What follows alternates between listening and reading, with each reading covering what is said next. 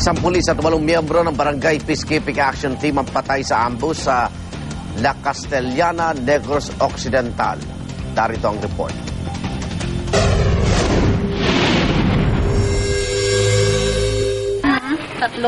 Binabagtas sa 3 pulis at 17 miyembro ng Barangay Peacekeeping Action Team o BPAT ang kalsada ng Barangay Puso, La Castellana, Negros Occidental nang harangin sila ng isang armadong grupo mag-alas 4 ng madaling araw kahapon.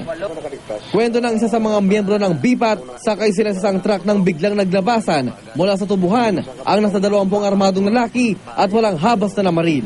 Patay sa pamamaril ang 9 na biktima kabilang ang pulis na si PO1 Richard Canha. Sugatan naman ng 2 pulis at 8 miyembro ng BPAT. Unang putok, tumalon ako kaagad. Saan ka ba nakaupo? Gumapang ko palayo. Hindi ko na alam kung ano nangyari sa mga kasamahan. Bago tumakas ang mga sospek, kinuha nila lahat ng baril ng mga biktima. Naghihinagpi sa mga kaanak ng mga biktima. Hiling nila, hustisya para sa mga napatay. Sa ngayon, blanco pang pulisya sa kung anong grupo ang nasa likod ng ambush. Ipinag-utos na ng PNP ang masusing investigasyon sa nangyari. Meron in-ambush doon that is part of the investigation wherein 1 policeman was killed and other barangay peacekeeping action teams were also killed.